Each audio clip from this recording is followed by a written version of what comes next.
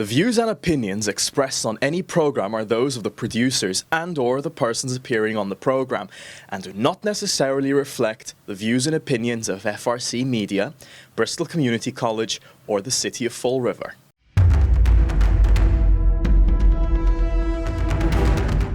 Thank you for joining us here in FRC Media. It is that time of the week where we speak with the mayor of the City of Fall River, Mayor Paul Coogan, who joins us from his sixth floor office. Mayor, how are you today? I'm doing fine, Keith. How about you? Good. I want to start with what happened last night. You presented your, I believe it'd be the fourth State of the City address since you've been mayor. It's your fifth year, but maybe your fourth address. It's five? Okay. Five. Fifth State of the City address last night before members of the City Council and the school committee. Let me just ask you in general, and I'll get into some specifics in a moment, but, if you can, synopsize the speech in terms of what you wanted to get across, how would you do that? If you were telling someone in the elevator today, hey, this is what I talked about in my speech, how would you do that? I would be very positive that that's where I'm going to stay on that track. A lot of good things are going on in the City of Fall River. I love riding around and seeing the constructions, the renovations of just houses. As I said last night, there's a ton of small businesses opening up. I was on the corner of Jefferson and Brayton Avenue the other day, and there's a big sign up, the new fresh New York bagel spot. It's different than our New York bagel. It's called Fresh or something. But I was like, wow, look at that coming in between the bakeries and the restaurants on the waterfront. And again, it ebbs and flows. Some close, some open. But there's a lot of positive things going on in the city right now, from the schools to the police to the fire department to DCM. We're working hard, and things are coming together. And I know I wanted to bring up specifically, and you mentioned some of it, some of the things that people may not see, right? People will see the road work. They'll see works in the parks because they frequent those activities. But you mentioned a good part of what's happening in the industrial park, not far from here, where there's a lot of growth and potential for job growth that, people may not see, obviously, if they're not up in that area. And that all builds upon, the city's ability to increase revenue, right? Absolutely. And it's jobs. People have to understand when you drive, like right now, if you come off the highway at Innovation Way and you go by, obviously, our biggest probably employer up there, Amazon, you have the new Dunkin' Donuts neon building out in front, which is getting busier and busier all the time. You go down a little bit, there's a grow facility, I believe, up there. Then you go to the left, we have that brand new Ice Cube building going up. Now it's 40 jobs for a huge, in essence, freezer, but the building is just spectacular.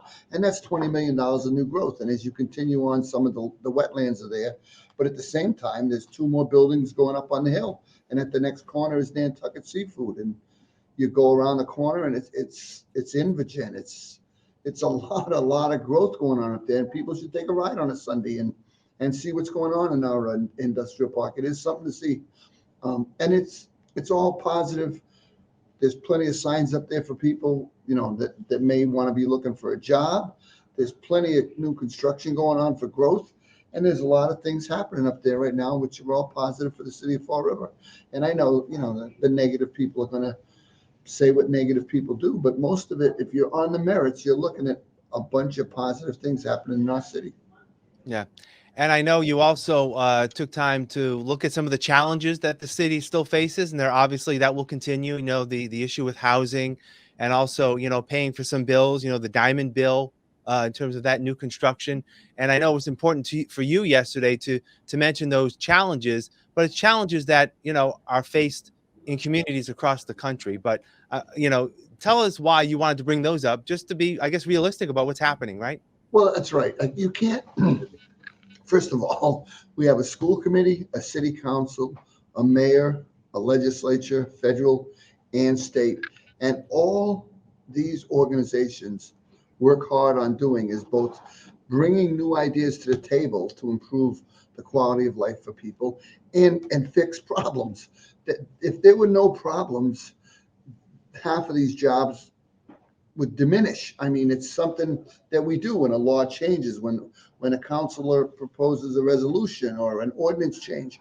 That's trying to fix something or to make the quality of life better. and they're out there all the time. There's always positives, there's always negatives. The job of being mayor or an elected official at any level is to try to move the positives above as many of the negatives as you can, and diminish the negatives by going along and fixing issues. And that's what we do. We got a great crew here that works hard all the time, as I said last night in the speech, and we got a bunch of good things going on in the city, which we're going to keep doing. Yeah.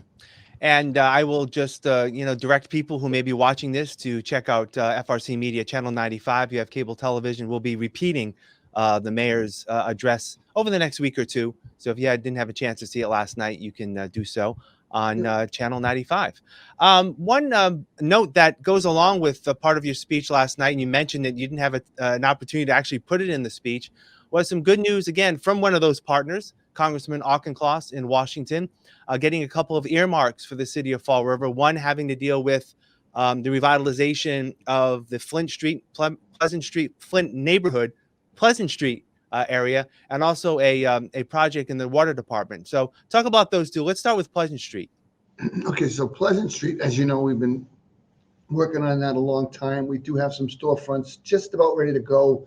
We're about ready to start construction on our first commercial building up there. But as everyone knows that drives down the street, we have some buildings there that may need to come down. We have some buildings there that need attention. We have some streets, some sidewalks.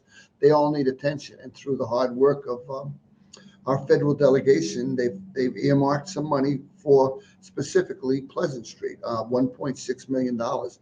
Now, our grant writer down the hall, Jasmine Pereira, who took over for Jane DiBiasio, has been doing a fabulous job. She's a great little grant writer, and she's working hard to get better every day. So she was able to help us to obtain these grants, both the 1.6 million for Pleasant Street, which people know we want to make a change. Excuse me, we want to make a change on that street for the better. We want people living there. We want stores making money there. We want people, spending money there. We got to find a way to revitalize that. At one time, it was considered the second downtown. So that's our goal. We'll keep working. The pump station is like down in front of the Tipsy Toboggan, or Tipsy Seagull. I'm sorry, Tipsy Seagull. It's right on that corner. Again, that's a project that we need to renovate. We may need to move a little bit because of the growth down there.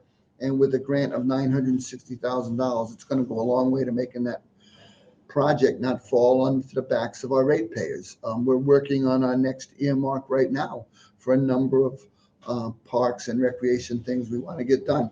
So we keep our pedal to the metal on applying for grants. And lately we've been very successful. As I said last night in the speech, the water departments, I think the city's obtained almost $70 million in the last 5 years. And that's all money that's being put to good use to improve our city. Yeah. All right, I want to shift gears to the school department. This week at the school committee meeting, there were dozens of individuals who were on hand to talk about what may or may not be the future of Tansey Elementary School. Just a little background, last week at a subcommittee meeting, there was discussion about expanding pre-K and finding solutions within current city school buildings to be able to potentially, meet that potential need for expanding pre-K. And one of the proposals, and it's only a proposal, was to repurpose the Tansey Elementary School here in the North End to a preschool pre-K facility and moving those students on to other classes across the city, primarily Spencer Borden School. Again, it was only a proposal, a talking point. Word got out, and there were, upwards of 100, 200 people at the school committee meeting on Monday. Talk about your perception of what happened and, how things may go moving forward. By the way, there was no decision at all concerning Tansey at Monday's meeting. Right. Again, well, when you look at a meeting like that, I mean, I've seen them in other communities, and there's a lot of yelling. There's a lot of people that are just being rude and disrespectful to each other, to the elected officials, and it seems pretty chaotic. I want to say, I don't know of many of them that we had 50 people do public input the other night, and other than one individual who decided to go in a completely opposite direction, it was very, very positive. Yeah. I love hearing what people have to say. It was great to see some of my old students taken the floor to express their opinion, and it was something that was good for the community and good for the Tansey community. We are actively, engaged in looking for other spots. Some of the ideas that were suggested at the meeting, we've already kind of been on top of. So we're looking for other spots. This was like a proposal that was floated as a backup if things really didn't go the way we want. But I'm pretty confident things are going to go the way we want. There may be some movement, and in contrasting, like the movement of the Stone School. If that went down to 2501 South Main Street, that's going, as we used to say in the old days, lock, stock, and barrel. The counselors, the principals, the teachers, the kids all move from location A to location B. I think that would be very positive for the kids at Stone. It's a nicer location. It's got a better opportunity for them. It's not an issue. They're already bused anyway. So all those things fall into line for a move like that.